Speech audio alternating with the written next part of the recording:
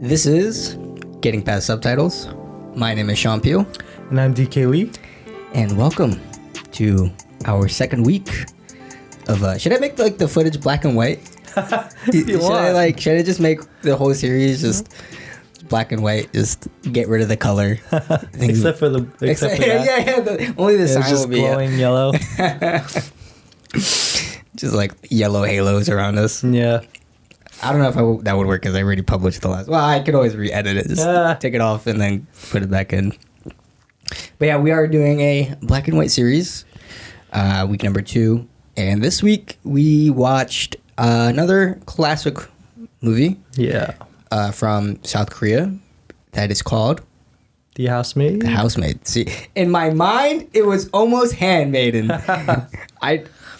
They're too close in name. Yeah. This was shot in, well, not shot, but it premiered in 1960. Correct. I think in the West, it wasn't really, that big or anything like that. And in Korea too, it was actually fairly successful, but it was very controversial in its material, right? And so it had a lot of that. Especially during that time in the 1960s where there was a lot of regulations and a lot of, enforcement of like very specific, things such as like curfews and certain regulations and standards for like... Because Korea just went under like a military regime at that point, right? Yeah, so they had like things about like, very specific things like... hair, like for, how long your hair has to be or what you should wear and stuff like that. And so they were kind of very, restricted in that way. And this movie kind of was the complete opposite of that. Right? Yeah. I read that this movie actually came out like right before that regime happened. Yeah. And like, as it was coming out, it was like the dawn of all those things kind of coming out. And then, like you said, it's just sort of the complete opposite of regulation, and it's very controversial themes and like just specifically the portrayal of it all is very like pretty wild. Yeah, very unrestrictive. So what are your like first impressions of this movie having watched it? Interesting, very unexpected for the most part. I didn't really know what to kind of expect going into this movie, but I didn't really expect it to be like psycho-esque, I didn't think it was going to be as much of like a thriller that it kind of ended up being, and just like a lot of the sort of extreme sides of the movie were pretty more extreme, I just thought it was going to be more of like I know it like it's a movie that's about like an affair and sort of like infidelity, but I thought it was going to be more drama-esque versus what it ended up being, versus a psychopathic, crazy, like a crime drama, like almost, dare I say, like noir, but not really noir, but just like psycho killer almost, sort of level. But then like the whole family ends up being in on it, and it just gets crazy by the end, so it just kind of all cascades. But I do know that before I watched it, like for Bong Joon-ho's Parasite, a big inspiration was this movie for that. And so like as I was watching it with that in mind, like I was really catching a lot of similarities and a lot of comparisons. There's a lot of things I guess you can see that he had a few inspirations from. I think the stairs is probably like one of the big things in this movie, especially. Actually for me, the stairs in this movie actually reminded me a lot of the stairs in Psycho.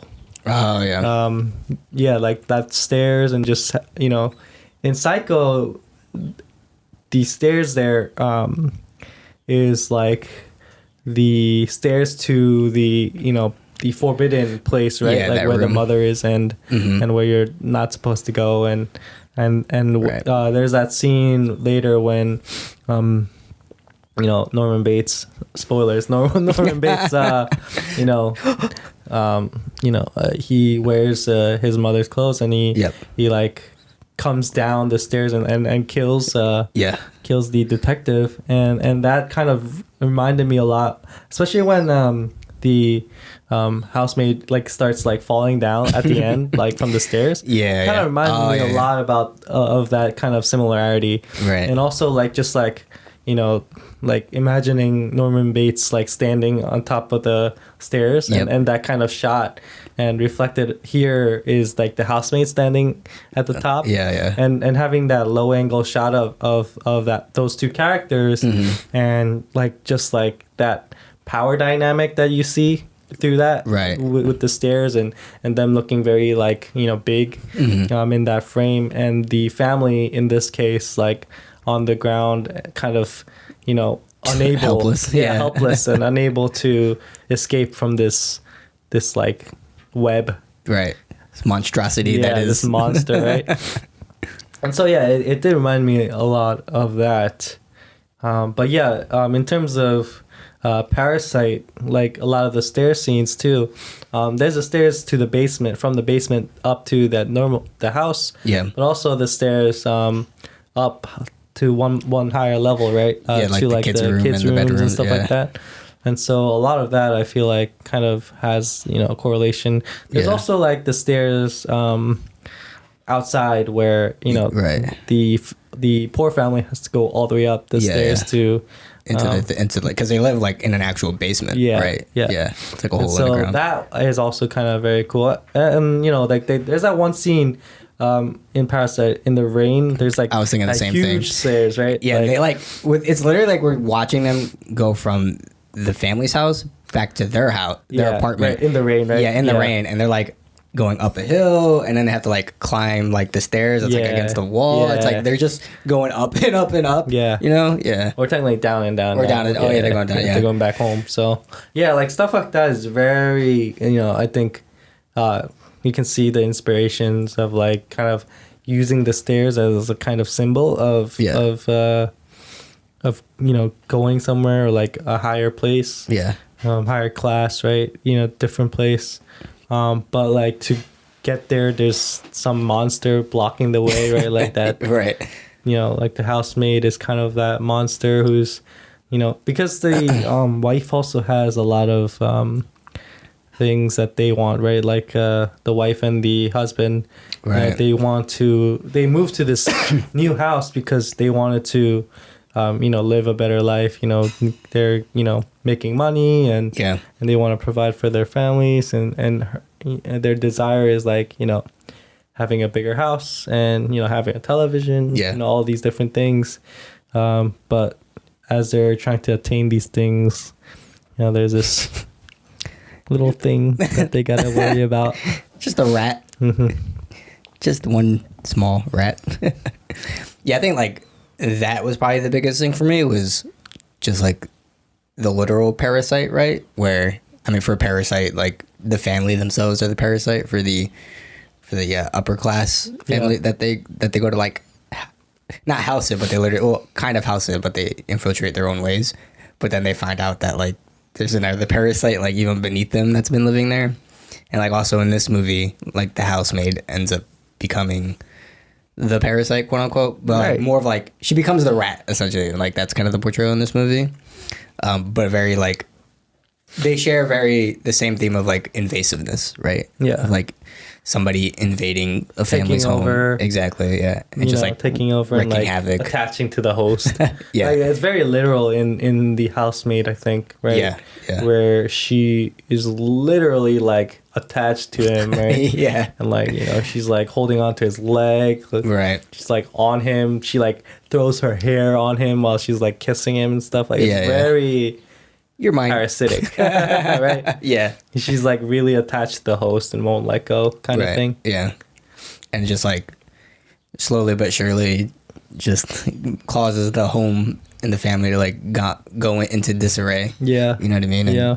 you just really see it by like the end of the movie. Like everything is screwed over. Like the son dies, Yeah. and like she basically breaks up the marriage, right? And just like causes just like disconnect between everybody. And yeah, it just really kind of sits pretty parallel to one another in that way. Yeah. in my eyes. So saying that was really interesting. Like oh, this is like a clear route to that movie in a way, right? It's like going down an ancestor sort of thing. But overall, I definitely enjoyed this movie a lot more than what I probably would have expected. I would have liked it. How about you? Yeah, no, I didn't know what the movie was about at all, right? Like I remember picking the movie. I think I was searching black and white Korean movies or something like that, and I think this was one of the movies that like were kind of up there. Yeah. And so I was like, yeah, let's watch it. Why not? It's an old movie. Very prominent. Yeah. So to speak. I was surprised by how dynamic the movie was in terms of its like camera movement and Same. also like its themes as well. Yeah. And it's like the kind of topics that it was trying to explore. I was just like very surprised. Yeah. And even like just the attire that the housemaid was wearing, when she basically, that scene in the rain, Right. she gets like wet, and like I didn't think like, because she's not even wearing a bra or anything like that, so like Right. it's like see-through and stuff, so like very like provocative in that way. And like in 1960s, I'm like, oh wow, like that was allowed kind of thing, Like I was like, are the producers out of the room? Clearly, he got lucky because after 1960, he probably wasn't able to do that. He just slipped it in. But like all those things added to the impact of the movie for me, I think. Oh yeah, 100%. As I was watching it, like even like the dynamic movements of the camera, like they were so well done. Like every movement didn't feel like it was wasted, or it was just there for like just to look good. Right. But it kind of told a story, and it helped tell the story better, and it was used in ways that really made the audience think and find that like intensity and suspense within the movie. Right. And I think it worked really well. Yeah, all of those things that come together. Yeah, the movie does feel pretty like timeless in a way. Like it does a lot of things that really still feel like fresh today. It feels like a little modernized. It doesn't. There are some things that feel like a little dated, but I think I was surprised to see like a lot of things really kept it like fresh and sort of new. Like, well, hey, where did you see the movie? Where did you see? Because I saw there's a version on YouTube that's pretty good. Yeah, I watched it through YouTube as well. Because so the movie got what are they called? Like in the 80s, it was not repurposed, restored. Yeah. And the restored, I get that version was on YouTube. It's actually a really good version of this movie. They did a great job. There's like a segment where it's like kind of screwed. Yeah. I guess they couldn't restore it, so it's like the original footage and stuff. But for the most part, like 80% of it looks really, really good. So I think that helped quite a lot. Yeah. As like seeing it today, But also just like the one thing that I always notice about like, I think I talked about this last episode too, with like older films, a lot of it feels very like theater-esque, right? And I noticed like a lot here too, like even the blocking of like the actors and stuff, like they're always facing the camera in a way, right? Yeah. Like as if it was a stage essentially. So it's like some of the shots and some of the blocking feel like very like theater, like it's part of a play that they're standing, but there's a lot of shots that feel like from film, like a lot of like the tracking shots, like there's a lot of like the tracking from like her bedroom to the like piano room, right? Because they're side by side, and then we're always like outside and we're moving inside, and it's very like dynamic when she's like peeking to the other room, or she's like moving from one room to the next. Yeah. Or like just like some of the uses of like the close-ups, and even like that shot where when they do the double suicide and like he's going down to his wife downstairs and like she's dragging her like through the stairs, like they feel like very like modern sort of film techniques, you know, or like made for that rather than like the theater-esque-ness that kind of comes with older movies in a way. Yeah, like there's a very like the director has a really good understanding of like visual, like medium, like the visual medium, right? Like he understands like how a tracking shot should be used, or like the way to use a tracking shot effectively to convey what he wants, right? Yeah. Like he's very and like he has an understanding of that, and so like he's using that to full effect, I think, in a lot of these scenes where like constantly I'm seeing things that are like, wow, like that's a really good way to shoot this and make it you know, exciting, or like make it have the suspense, right? For example, for me, there was like a lot of the scenes with the rat poison, the bottle, for me, where it was like so suspenseful, like as soon as you see the rat poison, you're like, oh no, like someone's probably gonna die. Someone's probably gonna get rat poisoned. And what I loved in the very beginning, when you know they first get the rat poison, and the dad is like cooking, and he has the rat poison, and he's like, hey, make sure you don't eat this. This is bad, right? Yeah. And he like hands it over to the kid. Like, why would you do that? And as soon as the kid's holding on to it, I'm like, I have this like feeling of suspense, like oh no, like this kid's, I hope he's not stupid. Like, like oh, just sorry, you know, like just a little dab. Like, are you ruined? Anytime dinner? There's a kid with like a weapon, with like something sharp, or like poison. No, especially that kid. The son is such a runt in this movie. And so like that really kind of, you know, is sorry, I'm not feeling too great today, so I'm almost coughing, but yeah, so please bear with me. But like like those kinds of little things that really add to the movie and bring suspense to the movie. And later on, like a lot of the cabinet shots where like she opens the cabinet and like the bottles there, or like there's that scene where it goes missing, right? Yeah. Or like the wife opens it and like she tries to take the bottle and puts it in the food and stuff like that. All of that like was shot really well, and I love that shot of when the kid tells the housemaid to get him water at the end, when he's about, when she is about to kill him, right? So like she's like, okay, fine, I'll get you the stupid water. Like, she goes down, she gets the water, and she puts the rat poison in it. And as she's walking up the stairs, there's that close shot of the glass. And we're following it's a close up of the glass, and we're following the glass up the stairs. Just to emphasize and his doom, basically, right? And those kinds of like use of the camera is very modern, I think. Very right. Like some parts of it is very theatrical, but like those kinds of parts really make this like kind of stand out.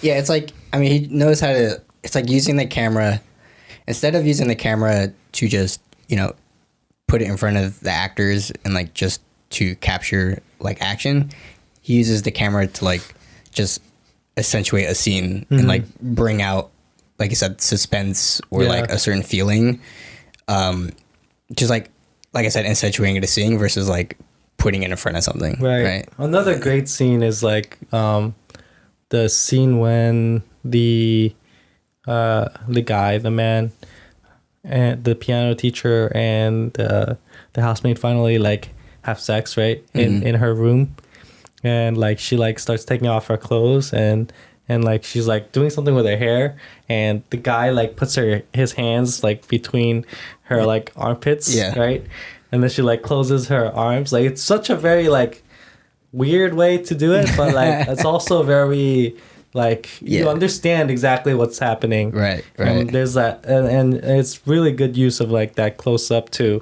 just emphasize something, and also insinuate something, but not show everything. And I think like he does that so well constantly in this movie, that really adds something to like the eeriness of it, the creepiness of it, like of her too, of her character as well.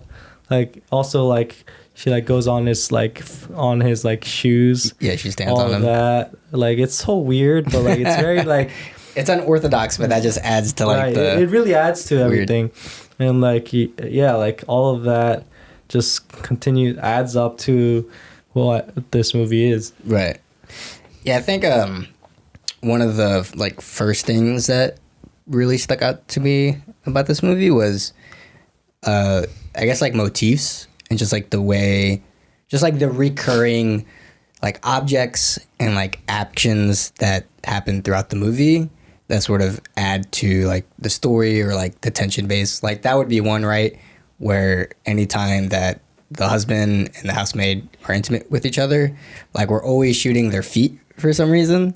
Like there's like that scene, right, where like she steps on his shoes and then they go to the bed together, and then like later on when basically like the wife gives him up to the housemaid, and then he's like basically forced to be with her in that scene, and she like slips down and opens up his robe and then like bites his like calves or whatever, you know, and then like it ends with like their feet like wrapped around each other. Like we're always going to like their feet to sort of portray that intimate moment, you know?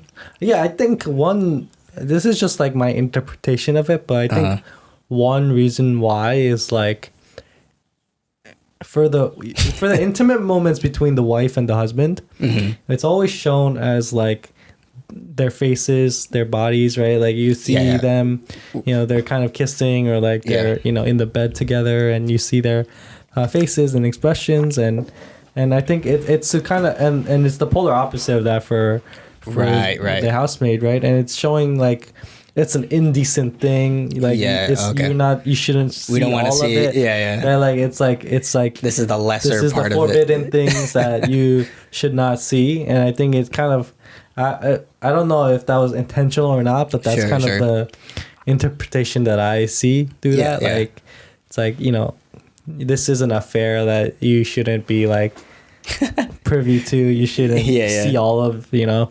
Right. Whereas like the relationship between the husband and the wife is more like, oh, these are the things. It's totally fine, like to be in their face, like This is the typical how you should love kind of thing, you know. Right. There's a the proper way. It's okay if they're married. There's a so for the Criterion Collection, this is part of their series. There's like 2 exclusive interviews with Bong Joon-ho and Martin Scorsese that talk about this movie. The Bong Joon-ho one's on YouTube, and which I saw, and it's actually really good if you want to see it. But he talks about like a lot of the things that I came across in this movie, and like just kind of everything that we even talked about now. One of the biggest things that like I talked about is like motif that he brought to my attention was like even just like the piano, and like a lot of it's like about classism. And how like, you know, for like the piano specifically, that along with the piano, like a lot of objects, right? Because like we talked about, the family is trying to become like this upper middle class. Like they move into a new house, they got all these nice things, you know, they're like very like the perfect sort of family. And then this housemaid comes in and sort of topples everything. But when we see the housemaid, the first scene, like she's explicitly told not to touch the piano, right? And it's like, you know, it's just material. It's part of like this material wealth that, you know, that she. Yeah, having a piano in your house is like only rich people do that. Money. Yeah. It's money. And so we see her like, she does touch it once before, like out of spite a little bit, but like she runs away, right? Well, he said like, don't do that. Yeah. And she runs away, But then after they lay together, after like the act of infidelity, like she just unbrazenly starts touching the piano and like starts playing notes and things. But it's like because like she like now she's not afraid, like it's you know what I mean? It's like a power dynamic, exactly, right? Like it's like, you know, in the beginning, you know, it was his house, right? It was the husband's house, it was the wife's house.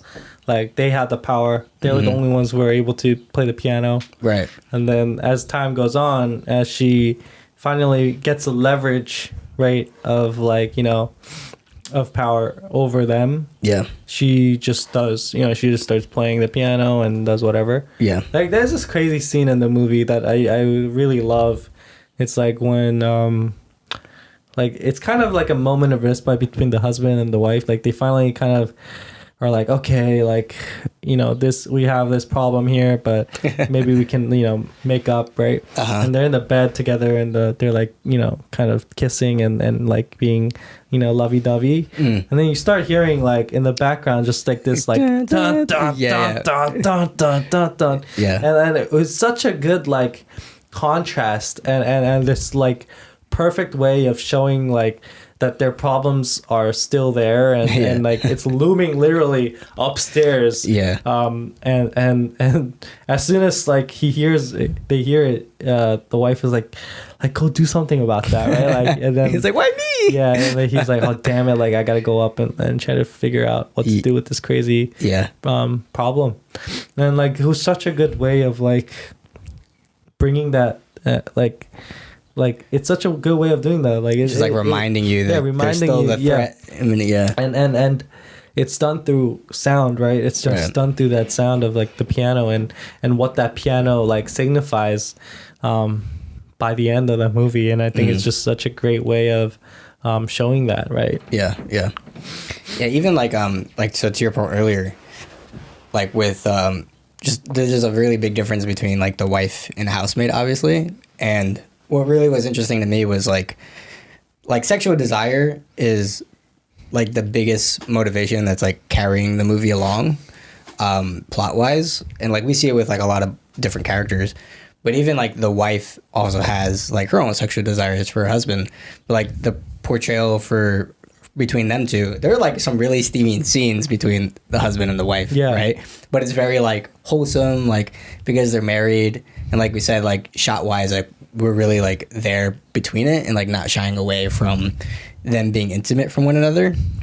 But even though she has these desires, like what really motivates her is just like, you know, being a faithful wife and like protecting her family and her kids and like, you know, being like this upper middle class family. And so what was interesting was like that being challenged by like as the movie gets closer towards the end, because once the housemaid comes in and like after they have the affair, the housemaid is like completely different, right? Like the way she dresses, between how she acts, between how her and the husband is intimate with one another and how that's portrayed.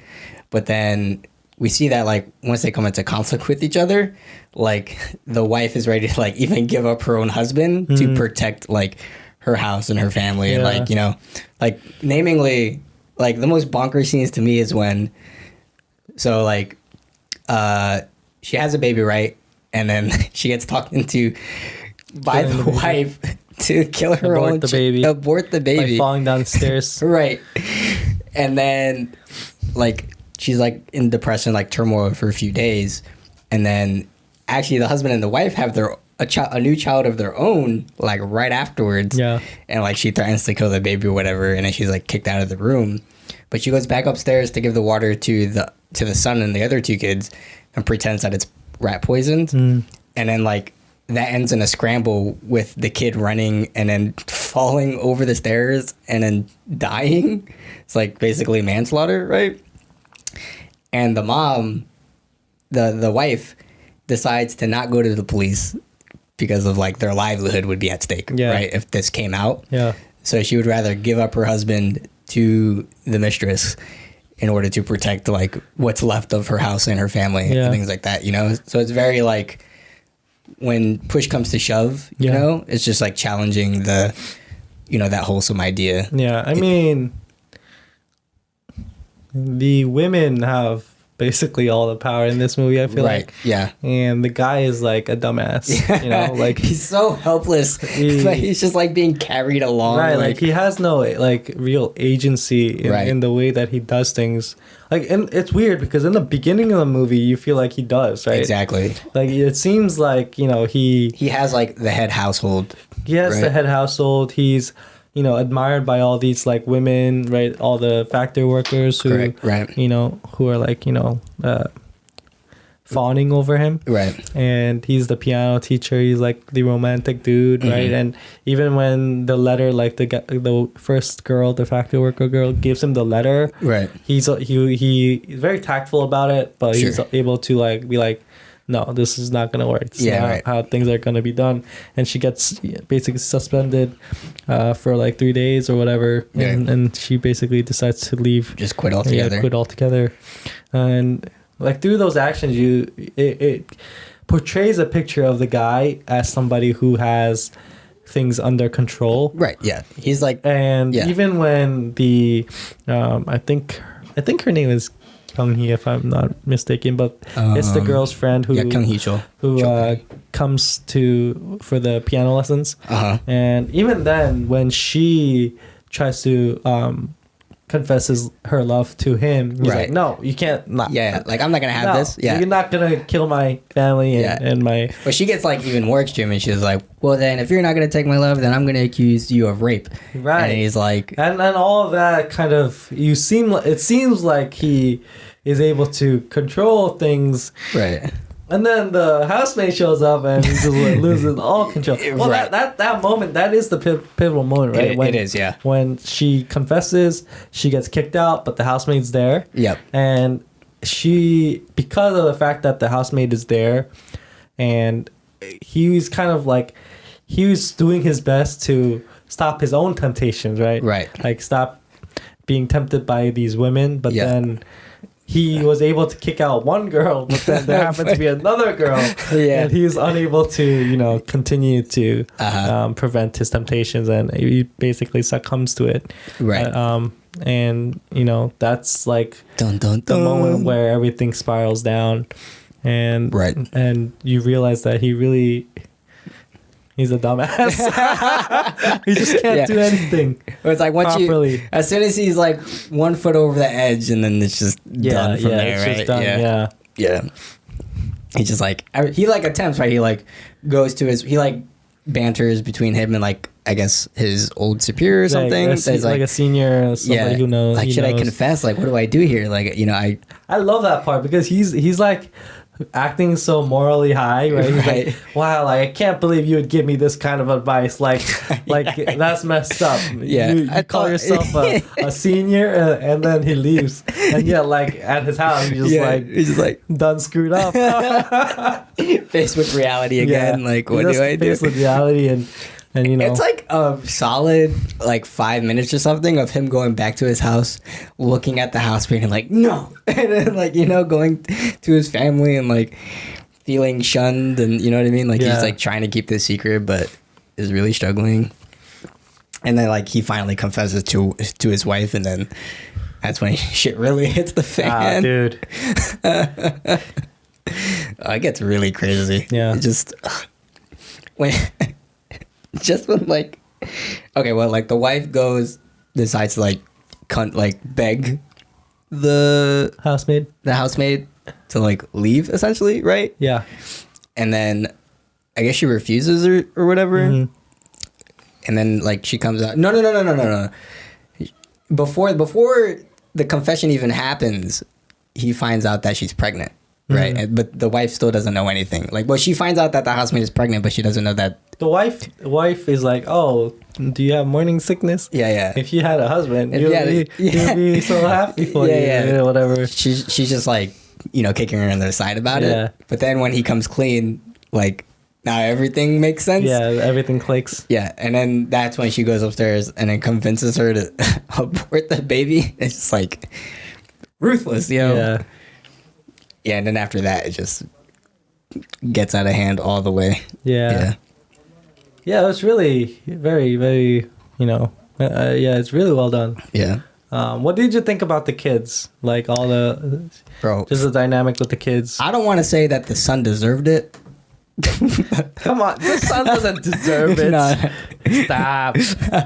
He's just a kid. He's an asshole too. He's a brat. But he's a huge asshole. He's so mean to his sister, but he's so mean to his sister. The sister is crippled, by the way, right? And the son just she's not really crippled. She's just very weak. She's a frail girl. Like she can't really walk too well, right? Like that's why she needs the thing. Okay.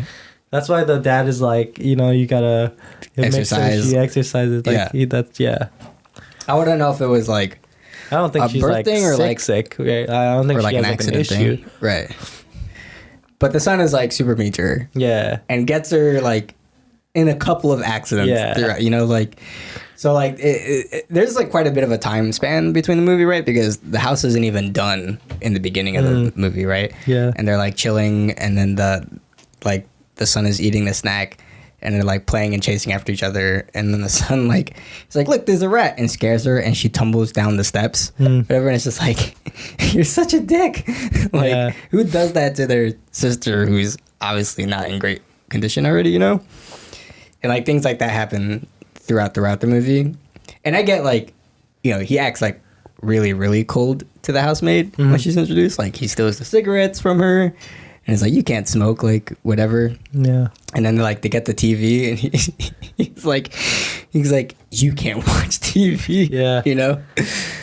But it, like from a story perspective, it's like divine retribution a little bit, you know, like, oh, of course he's the one that kind of pays for it at the end. Yeah. Not that I even expected it to be that extreme. Yeah, like comparing it to Parasite, it's kind of like the kids in Parasite too, in one sense, right? Like the kids of the rich family. Right. Maybe he got the inspiration from these kids. But yeah, like I thought the squirrel was like brilliant, like bringing in the squirrel. You know, the dad has a cage, and like he like brings the squirrel to the daughter, and she's like, it's a caged animal, this is yours. And he's like, and she thinks that the dad gave it to her so that she would act like the squirrel and exercise and run and and do all that. But I think just that like that idea of the squirrel caged up in this in the cage, and like having to run this like the wheel, this mindless wheel, is kind of representative of them, like of the whole family, right? Like they're kind of locked in this cage of a house, right? And they're just like going through the motions of being a family now. When there's this like monster who's clearly, like controlling everything, and like they're not really a family anymore, but like they're just going through the motions of that. Right. And then like there's that moment later on when the squirrel dies, and like she's like crying like, my squirrel's dead, and like, the housemaid. Yeah, the housemaid poisoned my squirrel. And so like all of that like just I think was a very like interesting way of like adding another dynamic to the thing. Well, that was like my point earlier, that there's just so many just like object like props and things that serve as motifs throughout the movie that like I really applaud that it didn't feel that there was no expense wasted in this movie, you know? Yeah. Like when it came for the squirrel, like even like, you know, the rat poison we see early on, and the rat poison becomes like a major prop throughout the movie, you know, like to kill the rat, but then like literally to kill each other, you know, like it's the main weapon sort of in the movie. It's just like a lot of the sewing machine. I feel like that's kind of representative of like you said, the wife's desires. You know, it's like the main thing that kind of symbolizes the wife's desires and her desire to make more money, be successful and provide for the family, and all of that kind of is encapsulated in that sewing machine. And even at the end, right, she falls asleep at the wheel of the at the wheel. That's literally like the last thing she does, right? And she's like constantly, even near the end, like once basically the husband's upstairs with the housemaid, that's all she does, right? As soon as she wakes up, she goes back on the wheel, and she's like trying to you know, sew, and she's constantly doing that. And at the end, when the husband's dying, that's where she's at. And I think it's a perfect like symbol for that like desire that she has to provide for the family. I mean, there's like that pivotal scene where like they have the kid, and then they're in their bedroom together, like sleeping, and then the housemaid comes downstairs because like she hadn't eaten for 3 days. Like the husband hadn't like went to her or cooked for her or anything, just like neglected her. She's like, I haven't eaten for 3 days. Like he's like making a ruckus, and like she sees the baby and like threatens to kill the baby or whatever. She was like, you know, I'll give the baby up for like in exchange for your husband has to sleep with me. And husband's like, no. And the wife is like, just do it, like, and gives him up. And she was like, I'll work and I'll provide for our family. Like she basically is like, I'll work and I'll make money doing the sewing to provide for the family, having given you up, Yeah. It's like that, like, that's her, like, one moment of, like, this is what she really is kind of after, I really thought the location was very interesting too. Like in the beginning of the film, when we go into the house, it felt very like horizontal in terms of like the house and the way that the house, like the people move in and out of the house. Yeah. Because there's like that back area, room area. And there's that kind of like kitchen area, and then there's the front area, and there's the stairs right up to the second floor. Yeah. But then in the beginning of the movie, because the upstairs are kind of like they were renovating or like constructing, they'd never go up there, so it's just one floor. And they're doing everything on one floor in the beginning of the movie, and then as the movie progresses, like they finally have that second floor, and once they have that second floor, shit goes down. You know what I mean? And so like I really love that like introduction of the second floor, or like the building as kind of it being a character in itself, right? Like it as it expands, like there things happen in certain ways, and I thought that was a really like brilliant way of using that as well, like as staging, but also like mise en scène and all of that. I thought the same thing. Like I was like also just comparing it to Parasite. Like the house is a really big part of the movie, like not just as a setting or a backdrop, but like really using the house for like more and further layers throughout, like you can draw other themes and other, commentary throughout the house, like, classism being a big one, right? And like you said, like how sort of the house evolves even as the movie progresses, like interesting that like all of the family is on the first floor, and it's only like the invasive piano room and the but like even the piano room is across from the housemaiden's quarters, right? Housemaid, yeah. Housemaid is freaking mind. But that's like almost like, I don't want to say like man cave, but like the husband is obviously in his piano room a lot, like because that's where he works and stuff. But a lot of this shit goes down, like everything goes down upstairs, right? Between like him and the housemaid, him and like Kyung-hee, right? Miss Cho. Like all of it happens away from the family, right? Like it's another step up, essentially. Like it's in a different level, and like everybody's oblivious down there, right? On the first floor. That's also like a very kind of funny dynamic of this movie. Is like even like the piano playing, or like you said, like the crazy things that happen upstairs.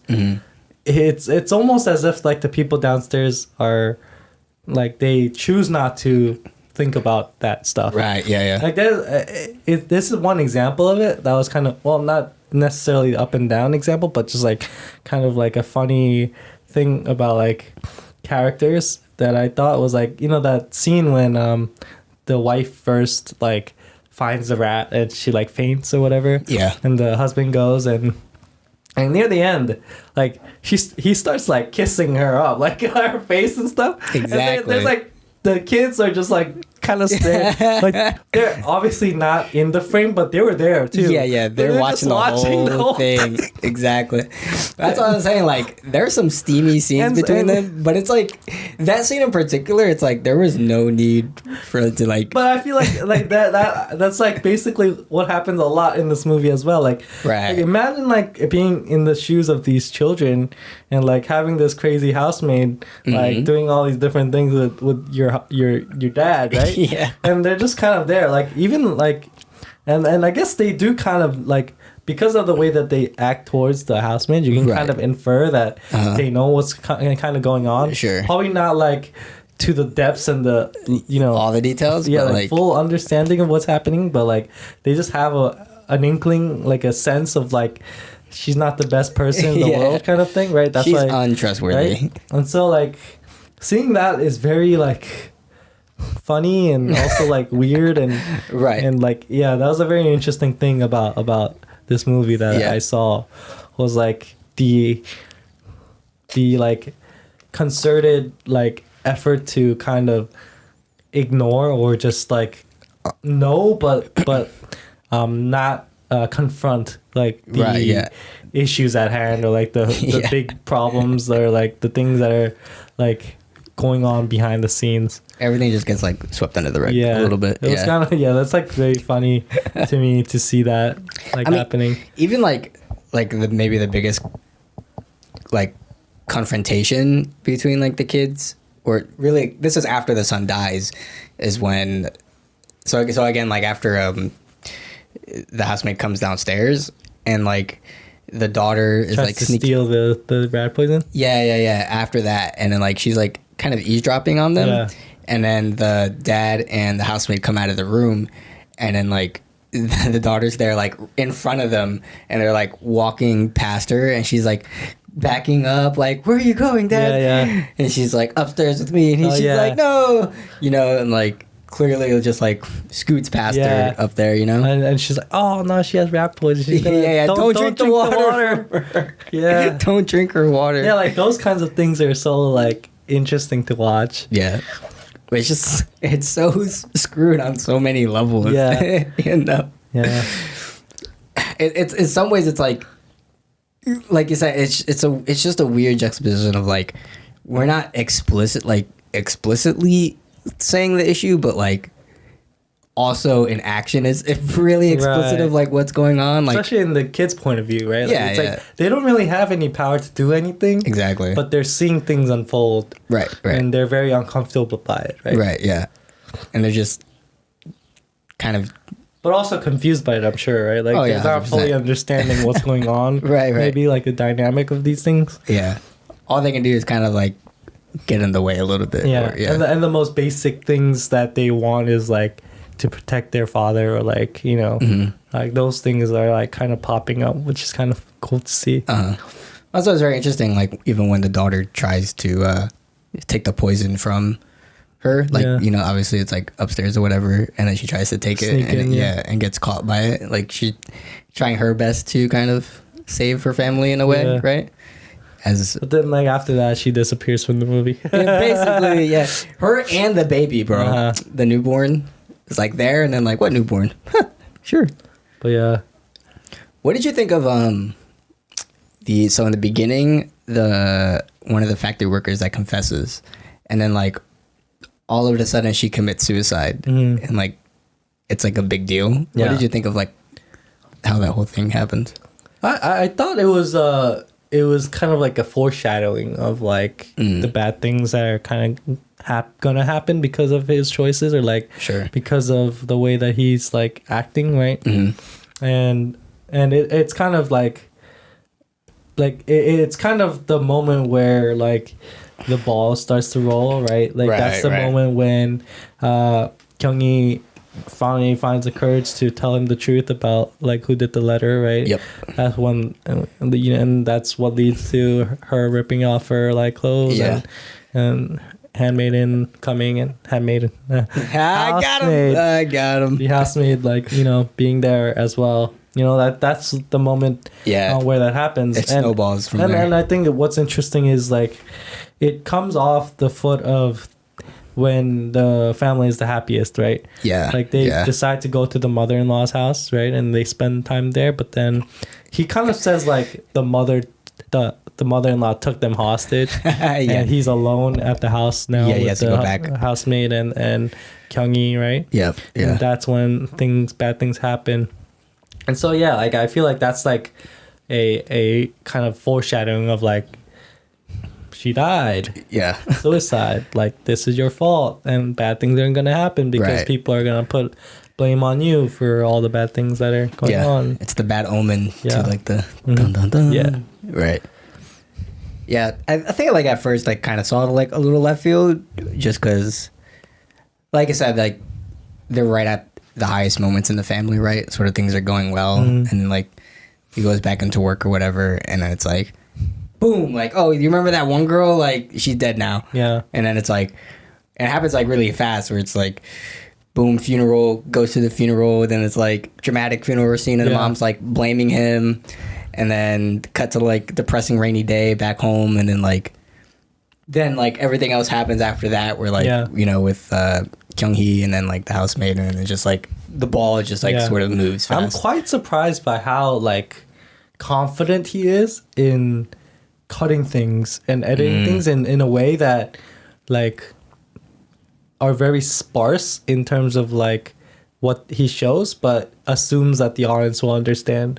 Sure. Like there's the one really short scene of him, of the husband just walking in the streets near like a like a lot of these different cage looking things, and then we just cut to inside the house. Oh, with him the squirrel. holding the squirrel. Yeah. And just like that whole thing is just like we assume that he bought it and he got it for the, but like it's very like short. But like, even like the thing about the funeral, it's like we just like go in.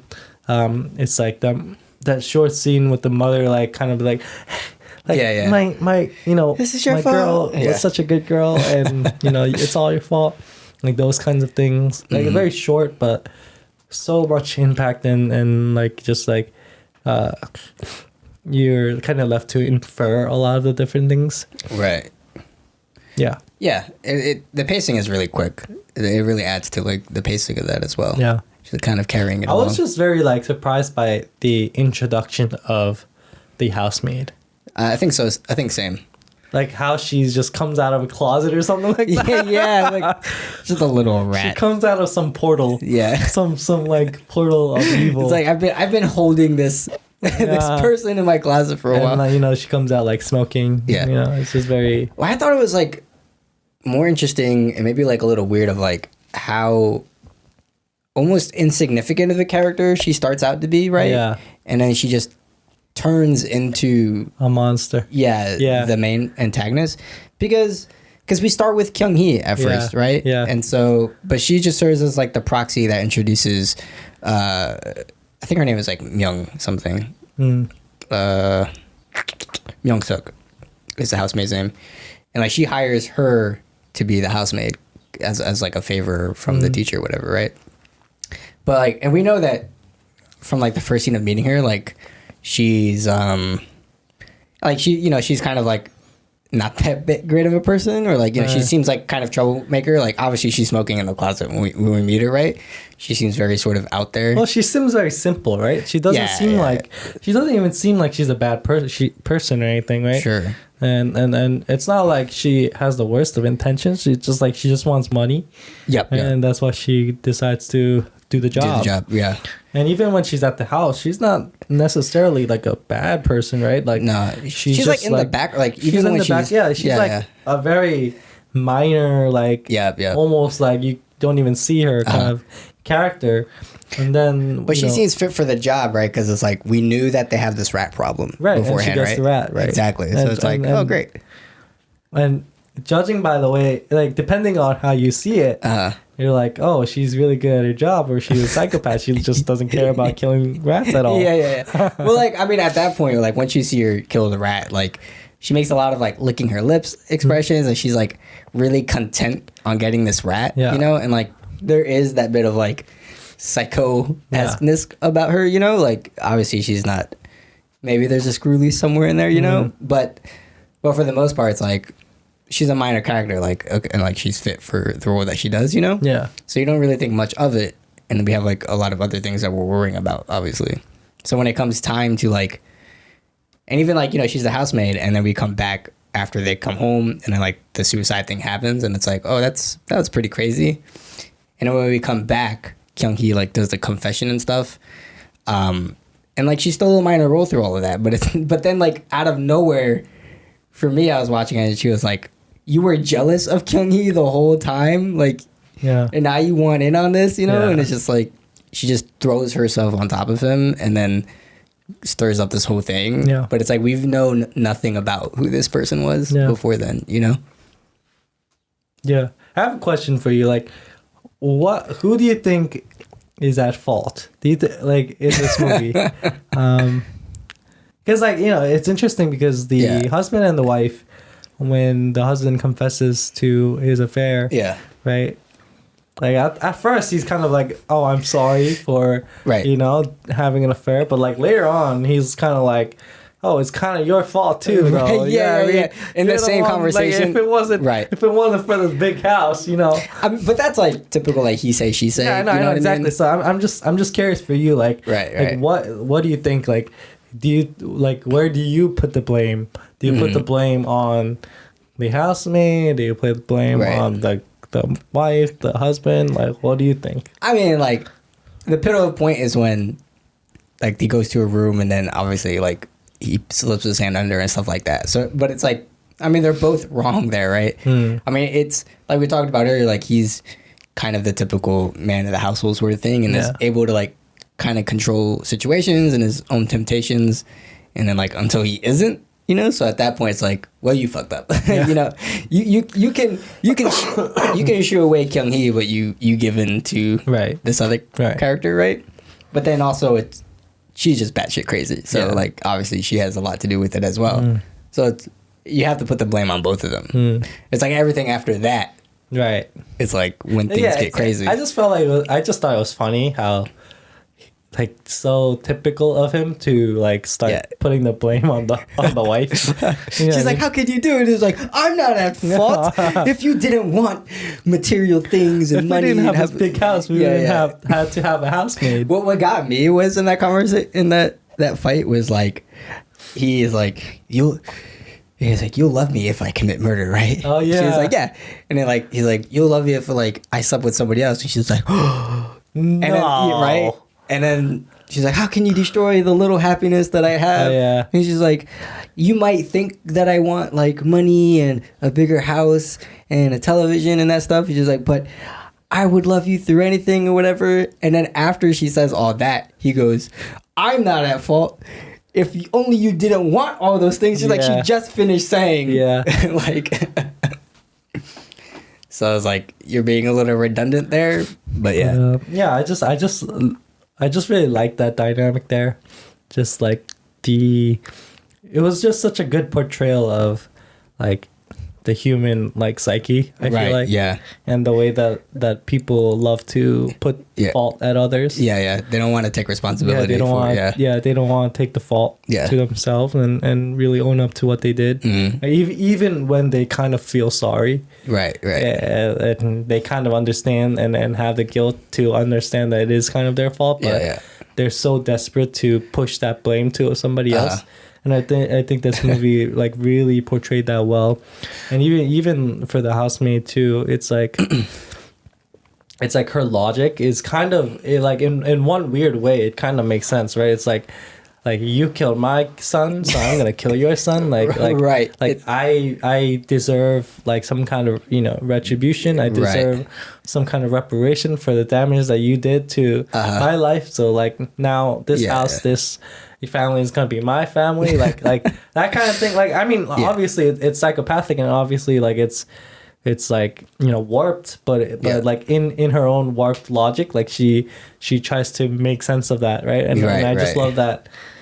I just love that this movie explains that in such a way that is compelling, right? And it's something that all human beings can kind of understand, right? It's not so far off the beaten path of like make believe of logic, of logical like or like just like human understanding, right? So like that kind of like showing that and being able to show that I think is not easy, but like I think that the movie did really well in that respect. Yeah, I like how and every time they put themselves in those situations, where it's like, right, so for the handmaiden, obviously she's like, an eye for an eye sort of deal, but like you were the one who agreed to abort your own child, so like how you even got to that logic was of your own doing, essentially, and like same thing with like the husband, like you're the one who gave into temptation, so like now you're having this argument, like at the end of the day it was like it was your own fault, dude, right? But yeah, like exactly, like it's that contradictory nature of humans that really is fun to see in this movie. It's fucked up, but it's very interesting. What did you think about the ending? I thought the ending was okay.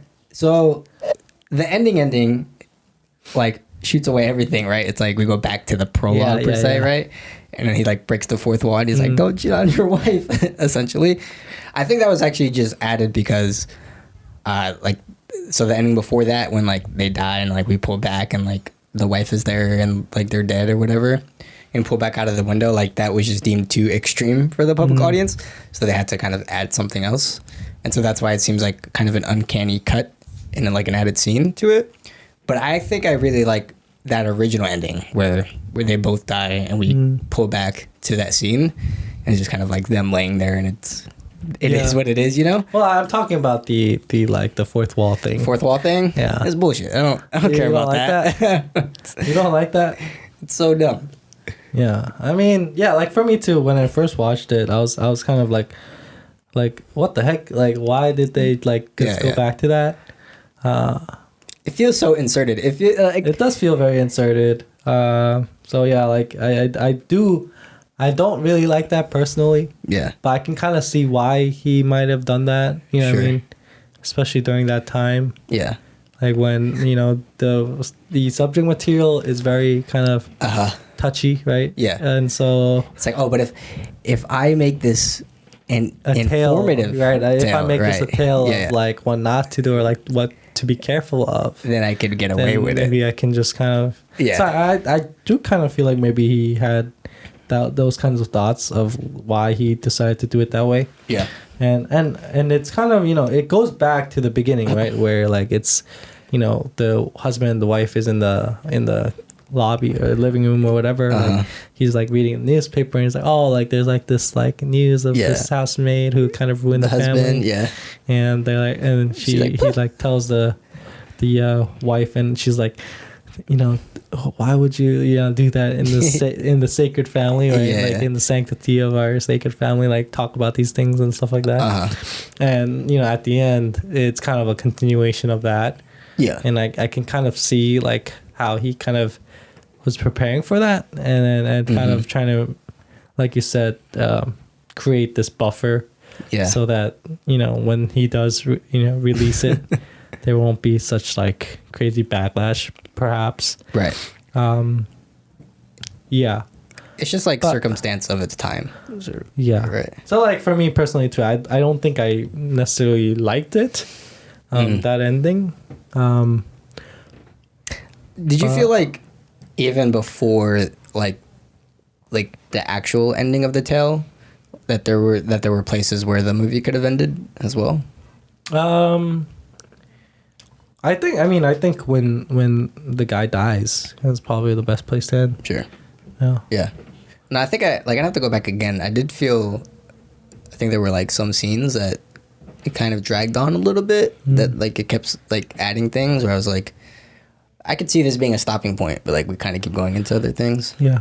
One thing that I think was kind of interesting, which I think was a product of the fact that the restoration process of the film, and also maybe they were missing some parts, because like there were a lot of moments in the movie where I felt like it was very abruptly cut, or just like missing, or like there were jump cuts and stuff like that, which I kind of felt like was because of them not having those cuts, or those reels or whatever. Yeah, those parts of the movie. Yeah, particularly when like the family's at their mother-in-law's house, and this is after the affair happens, and then the husband like talks with his coworker at the bar and stuff. Yeah, like that kind of cut is a little weird, but particularly when like when the family comes back, so like the kids and the wife enter the home, and then the housemaid comes downstairs to like help with the baggage and stuff,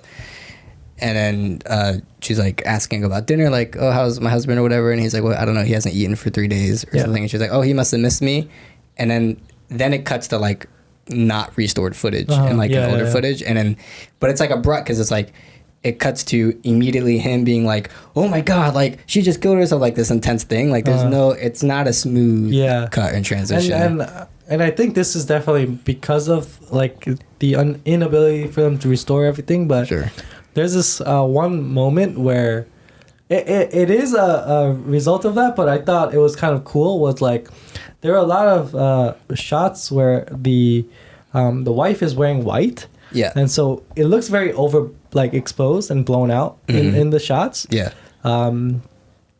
But I thought it was actually very cool. Was like symbolically, I thought it was very cool because like the wife is kind of the symbol of like pure and good, right? And what's proper.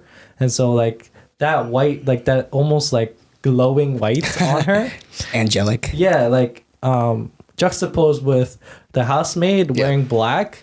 And there was this scene, I think it was the scene when like she's like bringing up food to the housemaid or whatever. Yeah, yeah. And she's wearing, white and it's like glowing and she's like, I know what you're talking she about, has the plate on, like she's like holding the plate and the going soup up and stuff. Yeah, going up the stairs and like you go in and she's and the housemaid is wearing black and she's all dark and sinister. Yeah. And that juxtaposition, I just felt like it was like so good.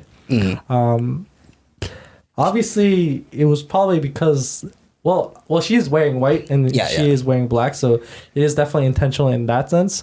But obviously, I don't think the overexposed thing was intentional. Oh, that's just the product of the restoration. Right. But I thought it was just cool because of the fact that like it was a very like she's glowing. Yeah, that it's comparison like super between white. the two was very very interesting. Yeah, that's a big thing too. Like even like the attire wardrobe, she has, right? Yeah, like it's very like she has the Very traditional clothes. Right. Just adds like the very kind of like perfect housewife deal. Yeah, where the housemaid is wearing very like a skinny kind of and dress very almost. modern too. In one sense. Yeah, but very exposing a lot of very right. But it was very like that difference in wardrobe was very good too. I think between the two characters. Mm-hmm. And Kyung-hee is almost always wearing the same kind of style too. Oh yeah, like the dress sort of thing. Very like regulated, I guess. Yeah, like that, a very like factory worker style. Yeah. You're a normie. Yeah. You're the normie of the movie. But that was very cool. Yeah, I don't want to drag out for too long, but I think the last thing I want to talk about is just like looking back and like talking and stuff. The performances are so good in this movie. Especially for like its time and things like that. Like, I mean, very particularly towards Myung-Sook. I forgot. I didn't write down the actress's name, but I think Shim or something like that. Anyways. Yeah, but just like the way that she was able to become that character, become that very like sinister, very femme fatale, like very kind of like psychocentric sort of person. Like I mean, even between everybody and like. We talk about the husband being like very helpless, very just like stupid by the end, but like going through like that transition of a character and like being able to play like being helpless and like, just subjugated to all those things. Like, I mean, every character, like even the wife too, the wife, like, the kids, like the kids, they really sold like the part, and like going to those extremities of like what the story required, But like, going back to the housemaid though, like, it's a really like layered and balanced thing of like she feels like almost like she has like a childlike nature to her, right? Yeah, but also a very like femme fatale kind of thing. Yeah, exactly. But also kind of like a psycho kind of thing. And she has like all these different things that make you like. I think that's where you feel a lot of the tension and the suspense. Exactly. It was like you just don't know what you'll get. Yeah, from her, she's completely unexpected. Like at all times. Like I believe when she goes and picks up that baby that she's gonna toss that baby across the room. Like I believe like when she goes back to the kitchen, she like eats rice out of nowhere, and then like she's gonna poison the son with like the water. Like I believe everything that she's gonna do at any given time. Yeah. And yet she acts so tender towards the husband. Right. She wants to get affection from him, right? And just like all of that is like, oh wow, like that's kind of scary. Yeah. How like she just changes like that. I think one of my favorite scenes is right there towards the ending when they both take the rat poison. They decide to just kind of like end it. Like this is the best way out sort of deal. And they're like locked hand in hand together, and they're like sitting there, and they're gonna die. Very Shakespearean. Right. Yeah. Very Romeo and Juliet. But then like she's the one that breaks away from him, in favor of cigarettes. Oh yeah. You know? And then like that's kind of then he like comes to his senses a little bit and is like, I don't want to die with you. Like I'd rather spend my last moments with my wife, yeah. you know? And then she goes back to like clinging on to him and like, no, like, you know, she tries to like recling. It just goes back to like the nature of desires, you know? And like at the end of the day, like, yeah, like you can't put at the end of the day, like my question is like, how much was it that she actually loved him, and how much was it that she just wants everything, right? Like Exactly. she just wants to take everything from everybody, right? Right. Like she just wants to have stuff. She just feels her own desires, you know, like whatever she wants at that given time is what she'll chase after, right? Because like I mean, going way back to the beginning, like I said, even the fact that she threw her onto him at the start was like there was no initial like motivation or drive compared to Kyung-hee. It was only when Kyung-hee was like, I want him. Exactly. That she was like, I'm gonna take him. Exactly, right? You know? It's the typical like, I see what you have and I want that too sort of thing, right? And it's funny because Kyung-hee didn't even have it. Yeah, exactly. She just gave her the thought of like, oh yeah, he can be somebody you can have, right? Right. And that was more than enough for her to be like, yeah, I'm gonna take it. Exactly. Just completely like selfish sort of in that manner, you know? Yeah. And so it's a cool full circle that it kind of comes back to at the very end in that sense. So Eun Shim was her name. I had it written down. Yeah. Apparently this was her first and last job that she had because she did that role so well.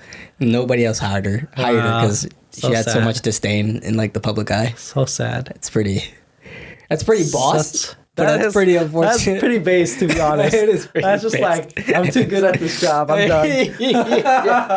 That'd be like the guy who played Norman Bates. Just like, that'd be his first and last job. Yeah. Like, that'd be unfortunate. Yeah.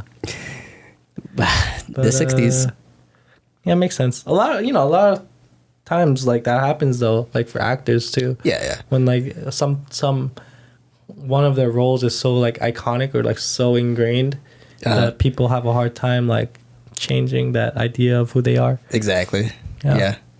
It's like, and it's hard to cast them for anything else.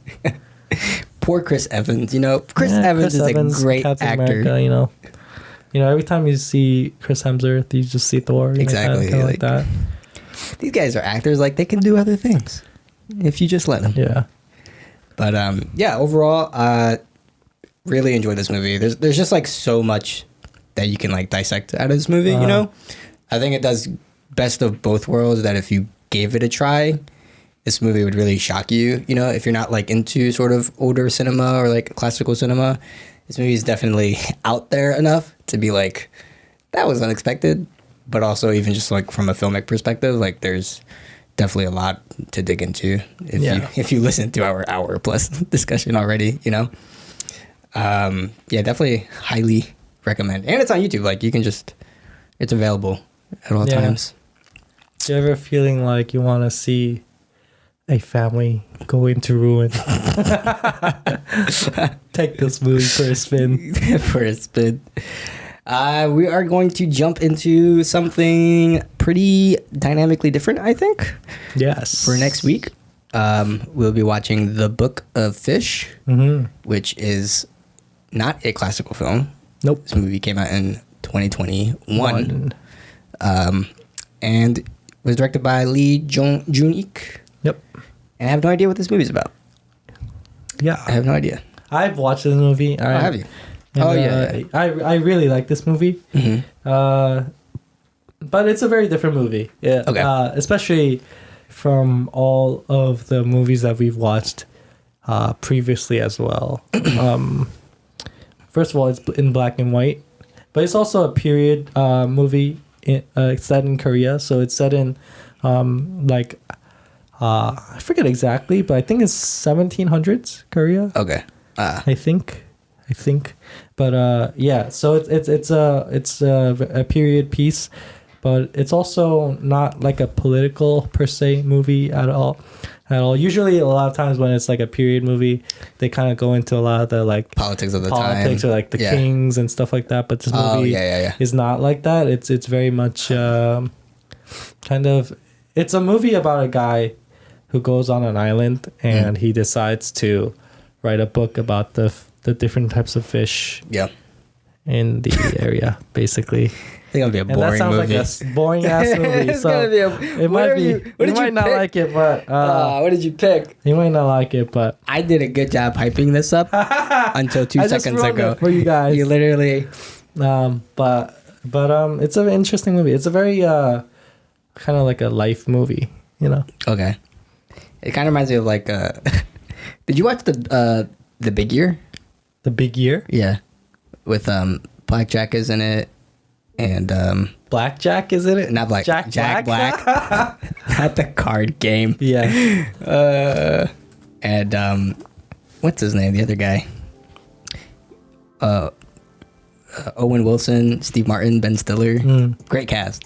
But it's a movie that's about bird watching. Or like the competition of bird watching. I forgot Yeah, that sounds like a boring ass movie too. but it's actually like exactly. it's actually like one of the best movies out there. Exactly. It's really, really good. So I'm gonna give you the benefit of the doubt. Yeah. Sounds bad on paper, but it's pretty good in execution. We'll see. But the kind of fear that I have is that because it is a period piece, Okay. there might be certain things that might be hard to understand fully. Sure. But we'll see. Watch it and yeah. You let us know. Yeah. But other than that, let us know what you think of this movie. Maybe what are some of your expectations for the next one?